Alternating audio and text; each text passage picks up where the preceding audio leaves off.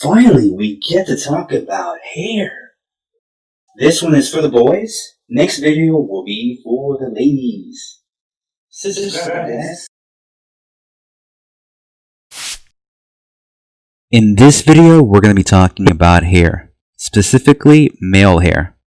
So the hairstyles that we're going to be taking a look at are going to be shorter. So there's going to be a tendency to have shorter hair. So that's the reason why I ended up breaking this up into two videos. The next video is going to be dedicated to female hair, and that's going to have more examples with longer hair. In this one, we're also going to be talking about hair shapes, but we're going to be focusing more on finding those points in the inner hairline. So let's go ahead and jump right in and take a look at the first example that I have right here below. So the first example is of a demographic of younger boys. So let's go ahead and break up this hair shape.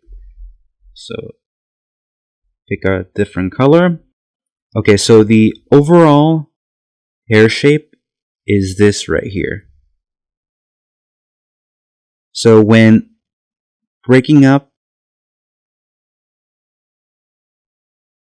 hair, you want to simplify it into one shape. After you simplify it into one shape, then at that point you can break it down even further. So in this one, I see there's like another shape right here with this one. And inside each one of these shapes, you can have directional lines. And these directional lines can be drawn very lightly and usually are drawn using thinner lines. The one thing to remember is to keep these lines going with the flow of the hair, and you never want to go against or in any other direction that is not following the direction of the hair. Go back.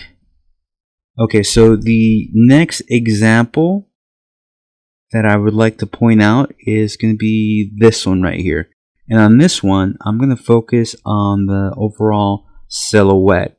And the reason for that is because whenever you have a hairstyle that's very distinguishable, you should be able to make sure that you make that very obvious and make sure that it reads even when it's in silhouette. So even in silhouette, this reads really well.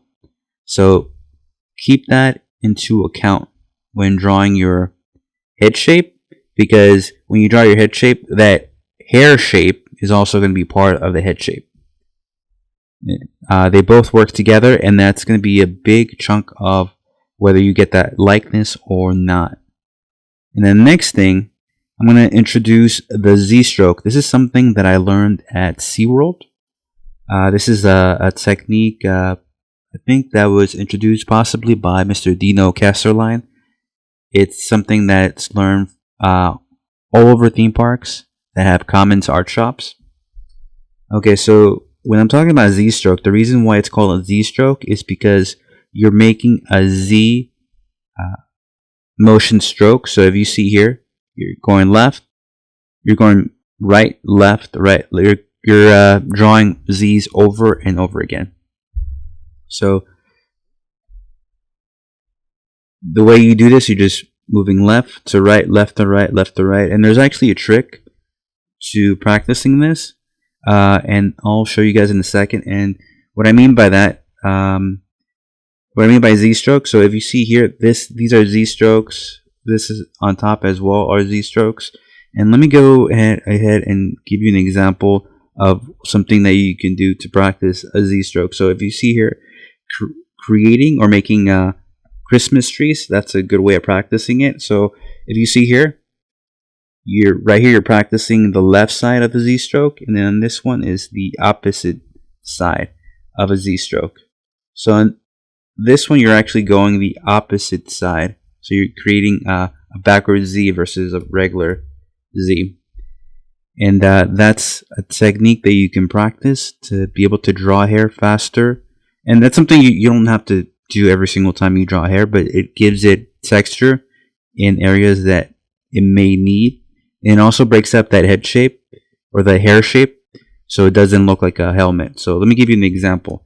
So you initially want to start off and at least visualize the hair shape into just one shape. So this is just one shape. Let me go ahead and just drop that in. So that's the hair shape. So that's what you should be able to visualize. But hair isn't that simple. You might be able to get away with something like that and then just add some directional lines. But what you can also do is, on top of after seeing that head shape in your head, you also can interrupt that head shape and make it look more organic, or make it look more like hair, by adding those Z strokes. So those Z strokes are these strokes that you see here and up here. So this is the shape plus the Z stroke. Let's move on. And then over here, I have an example of what you shouldn't do. So this is the correct example, using the shape and the Z stroke. And this is a direct result of not having confidence in your lines, or this is somebody trying to draw every single hair strand. So that's something that you don't want to do. So that's why you're trying to simplify it into a single shape when you're drawing the hair, and possibly into more shapes. But you need to see that one overall hair shape, and then you can start adding Z strokes and breaking it up into even more shapes if you see those. Okay, let's move on. And when we're talking about hair, especially in males, there's going to be a tendency of having shorter hair. So with shorter hairs, even with shorter hair, or with males, sometimes the hairline might be obstructed by hair that comes in front of the hair, but you're gonna end up seeing a lot more hairline. So this is what I mean by the hairline, or the inner hairline. It's gonna be these points right here. So this point right here, this point right here, that's another point, that's another point, that's another point. And so that's something you want to see in order to connect these points. So depending what it is that you have in front of you, you're going to manipulate those points so to capture the likeness of the person that you're drawing in front of you. So if you see here, this one has a hairline that's low, and on this one the hairline is a lot higher. So let's go ahead and give you another example of that, having a low hairline and a high hairline. So on this one, it's very obvious. Let me scroll up a little bit. So on the left side, you have a low hairline, and on the right side, you have a high hairline. And then I'm going to turn on the points that describe the hairline on both of these guys. And then I'm going to turn on the hair shape that it creates. So this makes it even more obvious. So this one has a lot of space versus this one with the lower hairline has a much smaller hair shape. Not hair shape, but the space that was created here by the inner hairline, that's the shape that's created. So this is different from the actual hair shape that's up here. Okay, so we can turn these off again. And and this is just showing you that this one has a high and this one has a low hairline. Let me turn that off. Go back to these guys.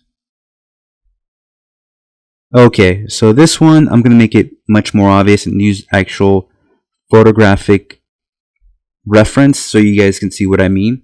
So when you have somebody in front of you, also ethnicities, I can't really tell you what these ethnicities are, but what I can tell you is that all three of these persons have different hairlines. So if you take a look here, let me turn this on. Let me highlight the hair shapes first. So these are the hair shapes. So on the first example here, I actually broke it down into two different hair shapes. And then on this one, here you go. And right there, these are the points that I was talking about.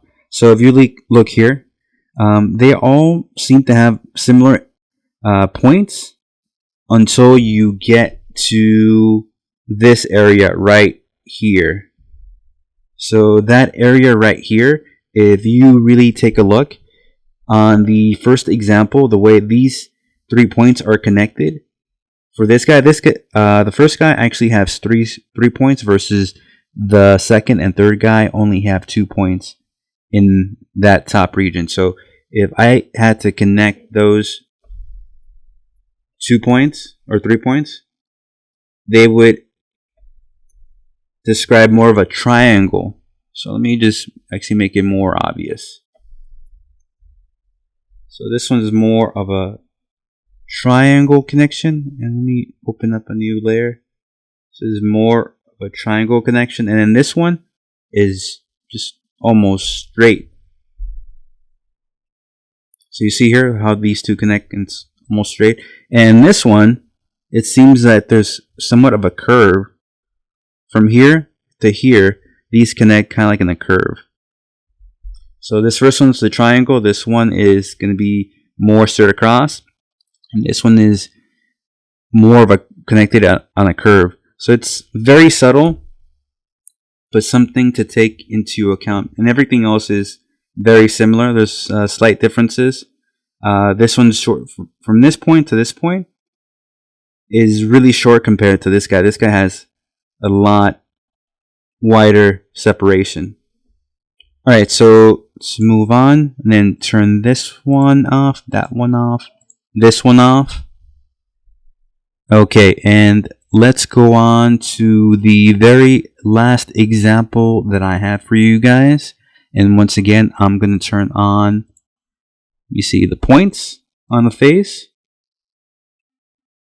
Alright, so these two guys have the 3 points on the top region. And the one thing that I notice is that on some of these older men, this widow peaks tends to develop after a certain age.